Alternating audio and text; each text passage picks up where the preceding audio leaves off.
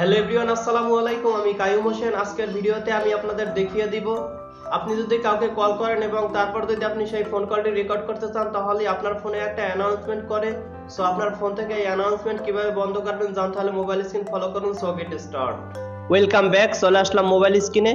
তো আপনার ফোন থেকে আপনারা যদি চিরতরে কল রেকর্ডের অ্যানাউন্সমেন্ট বন্ধ করতে চান তাহলে আপনাকে ফার্স্ট অফ অল চলে আসতে হবে আপনার ফোন থেকে প্লে স্টোরে। তো প্লে স্টোরে চলে আসার পর এখান থেকে আপনারা সার্চ অপশনে ক্লিক করে দিবেন।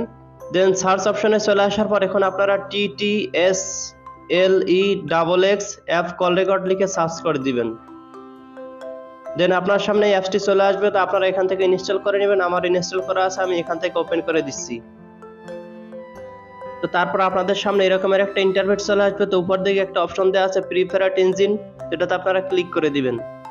দেন আপনাদের সামনে এভাবে দুইটা অপশন চলে আসবে। তো এখান থেকে আপনার নিচের দিকে যে অপশনটা দেওয়া আছে TTSLEXX এটাতে আপনারা ক্লিক করে দিবেন। এখান থেকে ওকেতে ক্লিক করে দিবেন। তো এখন আপনার অ্যাপসের সম্পূর্ণ কাজ শেষ। এখান থেকে আপনারা সরাসরি বের হয়ে যাবেন। তো ওখান থেকে বের হয়ে যাওয়ার পর এখানে যে ফোন ডায়ালারের যে অপশনটা দেওয়া আছে এটাতে আপনারা চেপে ধরবেন। তারপর এখানে দেখতে পাচ্ছেন একটা অপশন চলে আসছে অ্যাপ ইনফো, এটাতে আপনারা ক্লিক করে দিবেন।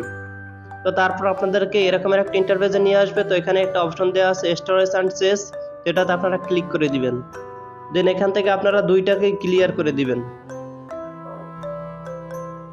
দেন এখন যদি আপনার ফোন থেকে আপনি কাউকে ফোন করেন এবং আপনার ফোন কলটি যদি আপনি রেকর্ড করতে চান তাহলে কিন্তু কোনো প্রকার অ্যানাউন্সমেন্ট করবে না। এই সমস্যা কিন্তু সমাধান হয়ে যাবে ইনশাআল্লাহ।